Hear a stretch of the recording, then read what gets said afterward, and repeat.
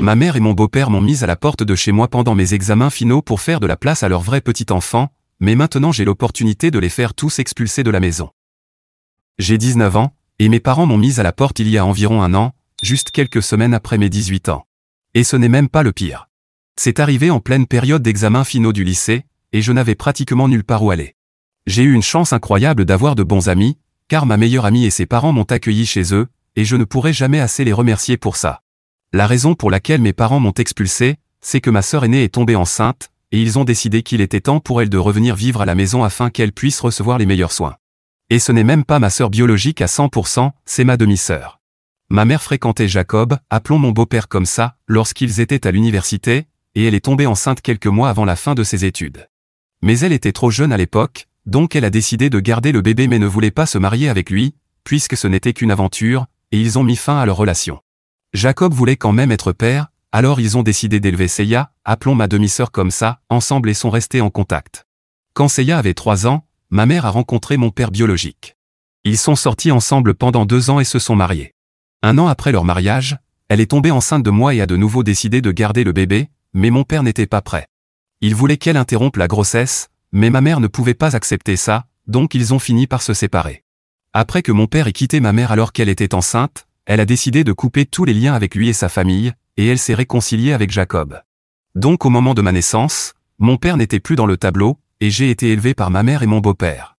Ils se sont mariés quelques années après le divorce avec mon père, mais même alors, je n'ai jamais pu accepter Jacob comme un membre de ma famille, parce qu'il ne m'a jamais traité comme tel. Je suppose que la seule raison pour laquelle il s'est remis avec ma mère pendant qu'elle était enceinte de moi, c'est parce qu'il voulait la reconquérir. J'imagine qu'il était encore amoureux d'elle. Mais j'ai toujours été un fardeau pour lui, et il a toujours été froid avec moi depuis que je suis petite. Même Seiya me traitait de la même manière. Donc même si je m'entendais bien avec ma mère, je n'ai jamais ressenti la moindre affection de la part du reste de la famille.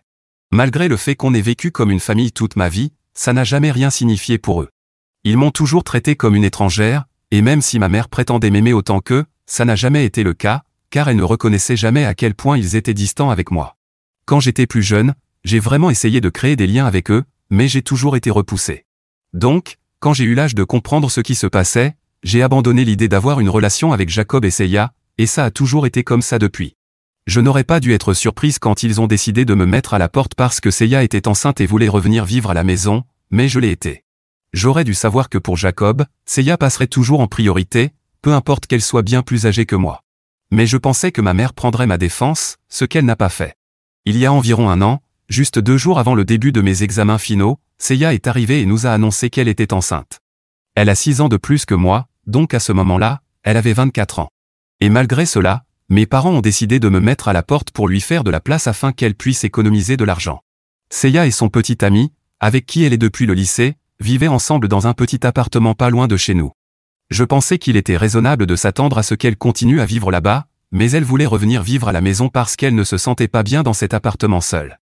Elle travaille à domicile, et son petit ami doit partir travailler tous les jours et voyage parfois pour son travail. Elle pensait donc qu'il serait plus facile pour elle de revenir vivre chez ses parents pendant sa grossesse. Comme ça, elle ne serait jamais seule et pourrait économiser beaucoup d'argent sur le loyer, puisque son petit ami emménagerait aussi avec elle. Donc elle et mes parents ont décidé qu'elle emménagerait à la maison. Ça ne m'aurait pas posé de problème, mais ils m'ont dit que je devais partir pendant quelques mois parce qu'ils avaient besoin de ma chambre pour elle. Seiya avait déjà une chambre chez nous, mais après qu'elle soit partie pour aller à l'université, Jacob l'a transformée en bureau. Mes parents m'ont dit qu'elle ne pouvait pas dormir dans le salon, et que la seule option viable était que je laisse ma chambre. Ils m'ont dit de voir ça comme un sacrifice pour la famille. Ça ne m'aurait peut-être pas autant dérangé s'ils ne m'en avaient pas parlé juste avant mon premier examen. J'étais déjà très stressé parce que je devais étudier pour un test et que j'avais plein d'examens à venir sur les 2 semaines suivantes. Mais tout ce qui comptait pour eux, c'était Seiya et sa grossesse.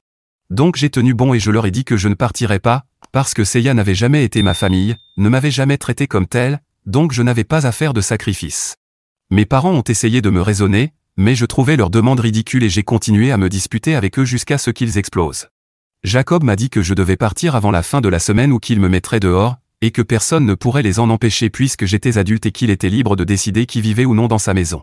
Je pensais que ma mère me défendrait, mais elle a dit que Jacob avait raison et qu'il devait faire de la place pour leurs vrais petits-enfants. Le fait que ma mère ait utilisé l'expression « vrais petits-enfants » a simplement confirmé ce que je croyais et savais depuis des années, que ma mère, Seiya et Jacob formaient leur propre petite famille, et que j'avais toujours été une étrangère pour eux, et le resterai toujours. J'étais tellement bouleversé que j'ai commencé à faire mes valises immédiatement, sans même me soucier de mon examen du lendemain. Ils n'ont même pas essayé de m'arrêter lorsque je suis parti, donc j'ai tout de suite compris où se situait leur priorité. Je me suis retrouvé sur le pas de la porte de ma meilleure amie. Quand je lui ai tout expliqué, ainsi qu'à ses parents, ils m'ont dit que j'étais la bienvenue chez eux et que je pouvais rester aussi longtemps que je le souhaitais. Beaucoup d'entre vous se demandent peut-être pourquoi je ne me suis pas tourné vers d'autres membres de ma famille, mais laissez-moi clarifier les choses, je n'ai pratiquement aucune famille que je connaisse. La famille de Jacob est exactement comme lui, il ne m'aime pas du tout, et je savais que ce serait inutile de les contacter parce que m'aider serait la dernière chose qu'ils feraient. Quant à la famille de ma mère, je ne les ai jamais rencontrés.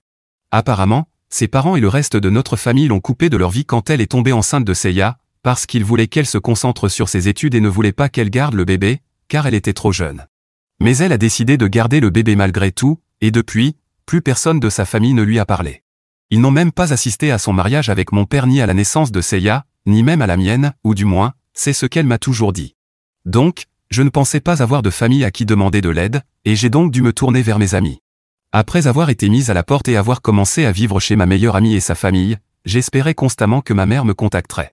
Je n'attendais rien de Jacob ou de Seiya, car je savais qu'ils s'en fichaient totalement et étaient probablement ravis que je sois parti, puisque je n'avais jamais fait partie de leur petite famille parfaite. Mais le fait que même ma mère ne m'ait pas contacté après mon départ, c'est ce qui m'a vraiment brisé. Après quelques mois, j'ai décidé d'abandonner tout espoir. Cela fait 1 an maintenant, et j'ai appris par quelques amis que Seiya avait accouché il y a quelques mois, et qu'elle et son petit ami postaient beaucoup de choses pour dire à quel point ils étaient fiers d'être parents d'une petite fille. Tous les 3 vivent toujours chez mes parents, sans doute pour économiser le loyer. Honnêtement, je m'en fiche complètement. Je me suis concentré uniquement sur l'amélioration de ma propre vie, parce qu'après avoir obtenu mon diplôme de fin d'études secondaires, j'ai dû me débrouiller pour entrer à l'université. Et comme je n'avais plus aucun contact avec mes parents, je n'avais pas d'argent non plus. Les parents de ma meilleure amie ont été assez gentils pour me laisser vivre chez eux sans me faire payer de loyer, mais je ne pouvais pas non plus attendre d'eux qu'ils financent mes études, surtout qu'ils ont 2 enfants à charge. J'étais vraiment inquiète à ce sujet, mais heureusement, j'avais postulé à plusieurs programmes de bourse. Comme j'étais une assez bonne élève, j'ai reçu une bourse d'une des universités où j'avais postulé, et j'ai décidé d'y aller.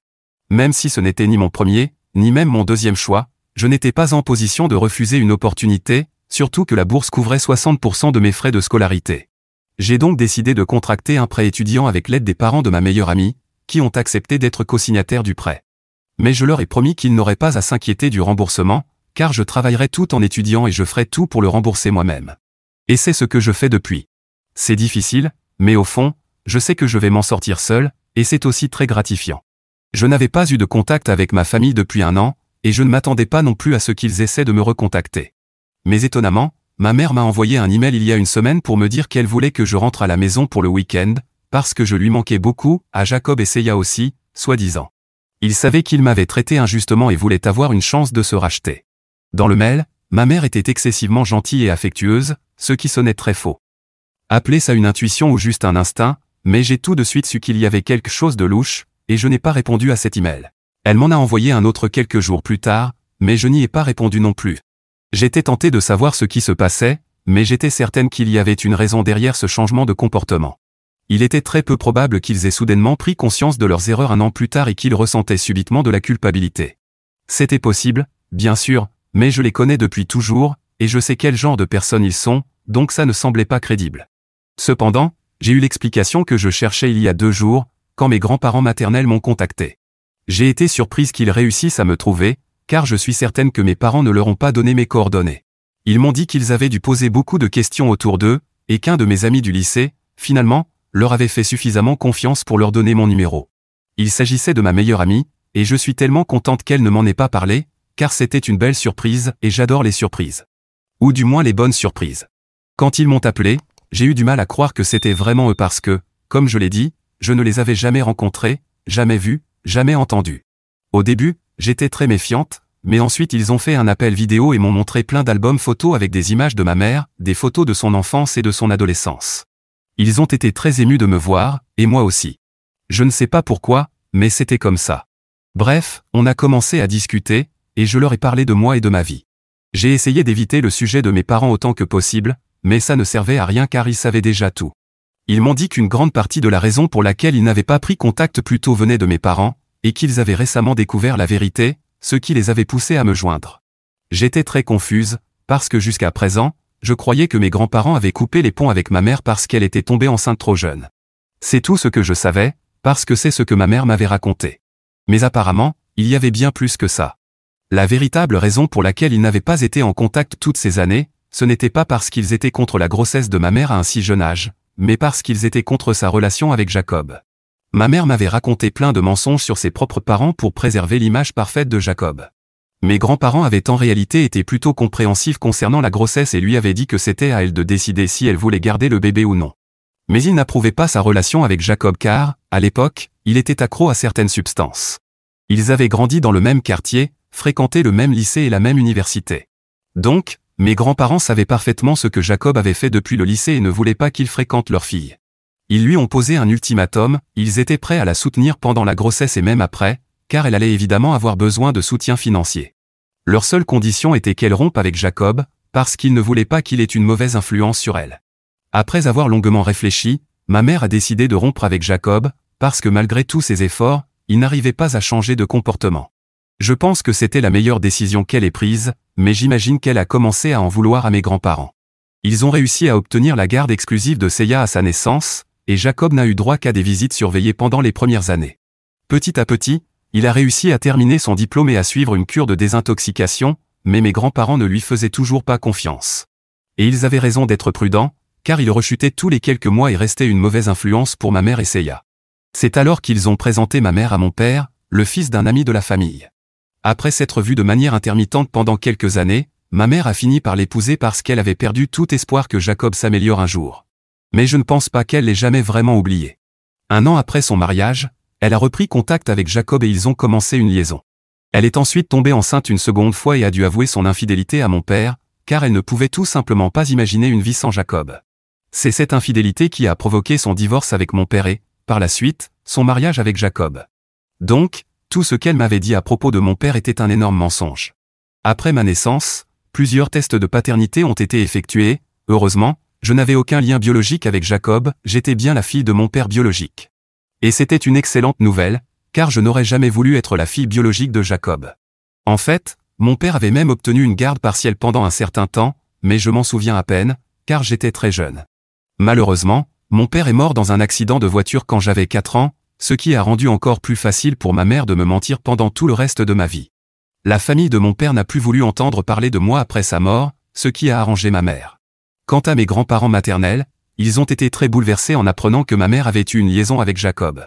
Ils lui ont à nouveau lancé un ultimatum, soit elle coupait définitivement les ponts avec Jacob et tentait de sauver son mariage avec mon père, soit elle divorçait et ne leur adressait plus jamais la parole. Cette fois, ma mère a choisi d'être avec Jacob. À ce moment-là, il était sobre depuis presque un an, ce qui représentait une durée record pour lui. Ce fut la dernière grande dispute entre ma mère et ses parents. Elle était encore enceinte de moi à l'époque. Après cela, ils n'ont plus parlé jusqu'à ma naissance.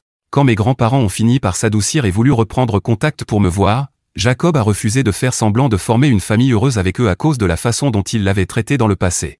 Alors ma mère a également rejeté leur tentative de réconciliation. Cependant, mes grands-parents n'ont pas abandonné.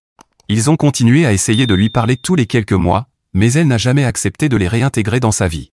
Cela a duré plusieurs années, pendant lesquelles ma mère et Jacob ont traversé une période financière difficile et n'avaient même plus de quoi payer le loyer. N'ayant personne d'autre vers qui se tourner, ma mère a fini par demander de l'aide à ses parents, et mes grands-parents ont décidé de lui acheter une maison pour qu'elle n'ait plus à s'inquiéter du loyer.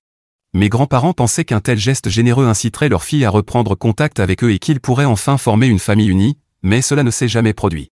C'était il y a presque 6 ans, au moment où ma famille et moi avons emménagé dans notre nouvelle maison. C'était une amélioration énorme par rapport à l'appartement dans lequel on vivait auparavant. Je m'étais toujours demandé comment ils avaient pu se permettre une telle maison, car elle avait l'air chère et se trouvait dans un quartier très agréable. Ma mère est réceptionniste, et Jacob travaille dans la vente, mais comme je l'ai dit, son entreprise était en difficulté. Il était très improbable qu'ils aient pu s'offrir une maison de ce standing, clairement au-dessus de leurs moyens. Mais maintenant, je sais comment ils ont pu se la permettre, tout cela grâce à mes grands-parents. Mes parents, étant les personnes ingrates qu'ils sont, n'ont même pas essayé de reconstruire leur relation avec eux. Ma mère et Jacob savaient très bien que ce sont mes grands-parents qui avaient payé la maison, mais ma mère leur a dit qu'ils n'étaient pas encore prêts à reprendre contact, qu'ils avaient besoin de temps et d'espace pour réfléchir, car ils ne s'étaient pas parlé depuis longtemps. Émotionnellement, c'était soi-disant trop lourd à gérer pour eux. Mes grands-parents, naïvement, ont accepté de lui laisser quelques mois. Mais quand elle ne les a pas recontactés après tout ce temps, ils ont essayé à nouveau. Elle leur a simplement répondu qu'elle avait encore besoin d'espace. Cela a continué ainsi pendant des années, et finalement, mes grands-parents ont accepté que ce n'était peut-être pas censé arriver. Ils vieillissaient aussi, et ils m'ont confié que c'était humiliant de devoir supplier leur fille encore et encore pour être rejetée à chaque fois. Alors ils ont fini par lui dire qu'ils comprenaient qu'elle ne voulait plus rien avoir à faire avec eux, et que c'était leur faute de ne pas avoir été plus compréhensive dans le passé. La seule chose qu'ils ont demandé, c'était qu'elle continue à leur envoyer des photos de famille, juste pour qu'ils sachent qu'on allait bien. C'est tout ce dont ils avaient besoin pour pouvoir tourner la page. Étonnamment, ma mère a accepté, et c'est ainsi que mes grands-parents ont géré la situation pendant toutes ces années, ce qui est vraiment triste. J'ai fini par pleurer quand ils m'ont raconté tout ça. Toute ma vie, je les avais vus comme des méchants, mais ce n'était pas du tout le cas. Bref, pour en revenir à la manière dont ils ont découvert la vérité, mon grand-père a récemment eu des problèmes cardiaques assez graves. Après cet épisode, lui et ma grand-mère ont décidé qu'ils ne pouvaient plus faire semblant que tout allait bien. Ils ont ressenti le besoin, avant de mourir, de tout faire pour tenter de réparer les liens familiaux brisés. Il y a donc quelques semaines, ils se sont tout simplement présentés à la maison de ma mère, qui, techniquement, est leur maison puisqu'ils l'ont payée et que l'acte de propriété est à leur nom. Quand ils sont arrivés, ma mère n'a pas eu d'autre choix que de les laisser entrer et de les accueillir. C'est ainsi qu'ils ont découvert qu'ils étaient maintenant arrière-grands-parents, puisque Seiya avait eu un enfant. Mais lorsqu'ils ont posé des questions à mon sujet, mes parents ont été très mal à l'aise et ne savaient pas quoi répondre. Ils leur ont donc dit que j'étais à l'université et que ce n'était probablement pas le bon moment pour me contacter parce que j'étais très occupé avec mes examens et tout ça. Ils n'ont même pas été capables d'inventer le nom d'une fausse université pour mes grands-parents, et c'est là qu'ils ont commencé à soupçonner qu'il se passait quelque chose d'étrange. Ils ont eu un mauvais pressentiment, comme quoi mes parents avaient fait une grosse erreur, et ont décidé d'interroger nos voisins après avoir quitté la maison. C'est ainsi qu'ils ont appris que je ne vivais plus avec mes parents depuis 1 an, après avoir été mis à la porte. Les voisins ne connaissaient pas exactement les raisons, mais leur fils était dans la même école que moi, et c'est lui qui a dit à mes grands-parents que je vivais chez ma meilleure amie depuis un certain temps, et qu'ils pourraient en savoir plus par elle. Et c'est comme ça que mes grands-parents ont contacté ma meilleure amie et ont enfin découvert ce qui m'était arrivé. Quand ils ont appris la vérité, ils étaient naturellement furieux. Ils ont dit à ma mère qu'elle devait quitter la maison avec sa famille, car ils devaient faire de la place pour leur seule véritable petite fille. Je dois dire que c'était une forme de justice poétique, car c'était exactement les mots que mes parents m'avaient dit, et ma meilleure amie s'est assurée que mes grands-parents sachent exactement sur quel point appuyer. Tout à coup, ça expliquait pourquoi mes parents tentaient de me contacter et de faire la paix, ils allaient perdre leur maison. La seule raison pour laquelle mes grands-parents ont attendu quelques jours avant de me contacter, même après avoir appris toute la vérité, c'est qu'ils avaient peur de ma réaction. Mais ils ont finalement décidé de se lancer, car ils avaient déjà perdu trop d'années à craindre la réaction de leur fille, et maintenant ils voulaient simplement faire ce qu'il fallait. Cependant, mes grands-parents voulaient aussi que j'aie la possibilité de choisir ce que je voulais. Ils m'ont donc dit que si je voulais donner une chance à ma famille, ils les laisseraient vivre dans la maison. Mais si je voulais qu'ils partent, ce serait fait. Apparemment, même lors de leur visite, personne dans la famille n'a semblé heureux de les voir, et j'étais la seule personne vraiment intéressée à avoir une relation avec eux. Mes grands-parents ne voulaient plus être dupés, alors c'était à moi de décider si je voulais que mes parents gardent un toit ou non. Honnêtement, je pense que je veux qu'ils soient expulsés, mais j'ai peur que ce soit trop cruel. Alors je veux savoir, est-ce que je serais une mauvaise personne si je disais à mes grands-parents que je veux que ma famille soit mise dehors? Mise à jour 1.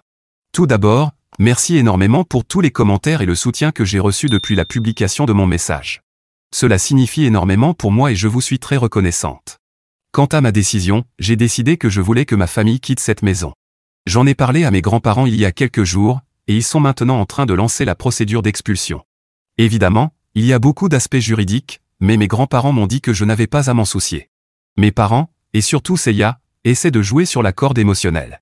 Mais mes grands-parents y sont insensibles, car après m'avoir parlé, ils ont découvert exactement ce que ma mère disait d'eux et ce qu'elle avait enseigné à ses filles à leur sujet. Ils n'ont donc aucune pitié. Franchement, Seiya et son copain travaillent. Je suis sûr qu'ils peuvent se débrouiller seuls, comme beaucoup d'autres dans le monde. Et il en va de même pour mes parents. Je ne pense donc pas que je doive me sentir coupable. Après tout, ils ne se sont pas souciés de moi quand ils m'ont mise dehors, alors que je n'avais que 18 ans et que j'étais encore à l'école. Malgré cela, j'ai réussi à m'en sortir académiquement, même si tout cela est arrivé juste avant mes examens. J'ai encore beaucoup de choses à discuter avec mes grands-parents et à rattraper, mais pour l'instant, tout se passe plutôt bien. Mise à jour 2. Il y a quelques semaines, mes grands-parents ont entamé la procédure d'expulsion de ma famille. Ils ont jusqu'à la fin du mois prochain pour déménager. Ma mère ne l'a pas bien pris et a estimé qu'elle devait me le faire savoir. Elle m'a envoyé un email il y a quelques semaines pour tenter de se réconcilier, probablement pour essayer d'éviter que ses parents ne la mettent dehors. Mais le dernier mail qu'elle m'a envoyé était complètement différent du précédent. Celui-là était rempli de propos horribles à mon égard. Elle a dit qu'elle aurait préféré ne jamais m'avoir mise au monde. Elle a même écrit qu'elle aurait préféré que je sois dans la voiture lors de l'accident qui a coûté la vie à mon père. Voilà le genre de mère que j'ai. Mais honnêtement, je m'en fiche. Elle n'est pas ma famille. Elle n'est rien pour moi. Aujourd'hui, les seules personnes que je considère comme ma famille sont mes grands-parents, ma meilleure amie, ses parents, et quelques membres de la famille que mes grands-parents me présentent peu à peu, des gens que ma mère avait coupés de notre vie. Tout me semble encore un peu étrange, mais je sais que je vais finir par m'y habituer. Mise à jour 3. Les vacances ont commencé, et cette fois, je suis revenu dans mon ancienne maison. Ça fait bizarre d'être de retour ici, surtout depuis que ma famille l'a quitté il y a longtemps. Je ne sais pas ce qu'ils deviennent, et franchement je m'en fiche. Mes grands-parents y vivent depuis leur départ. Ils ont joliment décoré la maison, et même ma chambre ressemble à nouveau à un vrai chez moi. Nous allons même organiser le dîner de Thanksgiving pour certains membres de la famille, ainsi que pour ma meilleure amie et ses parents, dans quelques jours. J'ai vraiment l'impression que ma vie revient sur les rails. Je suis très heureuse, et j'aimerais que ce sentiment dure pour toujours. Mise à jour 4. Cela fait maintenant 4 mois depuis ma dernière mise à jour, et même si je ne m'intéresse pas à ce que devient ce qui était autrefois ma famille, j'ai quand même entendu quelques nouvelles. Apparemment, ma mère et Jacob vivent dans une caravane. Depuis qu'ils ont déménagé, les choses ne vont pas bien pour eux. Ma mère a perdu son emploi parce qu'elle ne s'est pas présentée plusieurs fois au travail, à cause de leur situation. Son employeur a fini par la licencier. Jacob ne gagne pas grand-chose non plus, donc leur situation financière est catastrophique. D'après ce que j'ai entendu, ils ne possèdent même pas la caravane dans laquelle ils vivent, ils survivent à peine. Je sais tout ça parce qu'ils ont contacté mes grands-parents pour demander de l'argent. Je parle de temps en temps avec eux, et hier après-midi, lors d'un appel, ils m'ont tout raconté. Quant à Seiya, ma demi-sœur, elle a apparemment trouvé un endroit où vivre. Elle est retournée dans l'ancien appartement où elle vivait avant d'emménager dans la maison. Heureusement pour elle, l'appartement était à nouveau disponible, et elle a pu le récupérer. Je ne sais pas grand-chose d'autre sur elle, mais au moins, elle semble dans une meilleure situation que mes parents. Quant à mes grands-parents, comme je l'ai dit, ma mère et Jacob ont essayé de les contacter pour leur demander de l'argent. Mais évidemment, ils n'ont aucune intention de les aider à nouveau après tout ce qui s'est passé. Je me sens très reconnaissante d'avoir mes grands-parents dans ma vie. Aujourd'hui, j'ai quelque chose qui ressemble à une vraie famille, pas ces gens que je pensais être ma famille avant. De mon côté, tout va bien. Je suis concentré sur mes études et ma vie. Je travaille dur pour financer mes études, rembourser mon prêt, et réussir mes examens. Mise à jour 5. On dirait que ce n'est pas encore terminé pour ma mère. Il y a quelques jours, j'ai appris qu'elle avait de nouveau appelé mes grands-parents, cette fois, elle avait l'air désespérée. D'après ce qu'ils m'ont dit, Jacob a recommencé à consommer, et comme on pouvait s'y attendre, les choses ont empiré. Ma mère leur a dit qu'elle avait peur pour sa sécurité et qu'elle devait déménager immédiatement. Elle a même demandé à revenir vivre dans la maison où nous habitions, la même maison que mes grands-parents habitent maintenant et qu'ils ont transformée en véritable foyer. Mais mes grands-parents ont tenu bon. Après tout ce qui s'est passé et la manière dont ma mère les a traités, ils ne veulent plus rien avoir à faire avec elle. Ils m'ont dit que c'était une conversation difficile, car malgré tout, elle reste leur fille, mais ils savent aussi qu'ils lui ont déjà donné trop de chance. L'aider à nouveau ne ferait que rouvrir des blessures, et ils ne sont pas prêts à revivre ça. En plus, ils ont vendu leur ancienne maison pour s'installer dans celle-ci, donc il n'y a plus d'endroit où elle pourrait revenir. Si vous me demandez, il y a autant de chances que ce qu'elle dit soit vrai que ce soit un mensonge. Jacob rechutant ne serait pas surprenant, vu que c'est un ancien toxicomane, surtout vu la situation dans laquelle ils vivent. Mais d'un autre côté, ça pourrait aussi être une manipulation pour attendrir mes grands-parents. La troisième possibilité, c'est que ce soit un mélange des deux. Parce que dans le passé, ma mère ne semblait pas vraiment se soucier du problème de Jacob. Alors pourquoi aurait-elle soudain peur pour sa sécurité maintenant? Ça pourrait très bien être une ruse pour réintégrer la maison et ramener Jacob avec elle. Dans tous les cas, mes grands-parents estiment que, vu qu'il n'y a plus d'enfants vivant avec elle, ils ne se sentent plus obligés d'aider. Et si ce qu'elle dit est vrai, le mieux serait qu'elle demande de l'aide à un ami ou à une organisation. La bonne nouvelle, c'est que pendant tout ce temps, ma mère n'a pas essayé de me contacter, et j'en suis heureuse.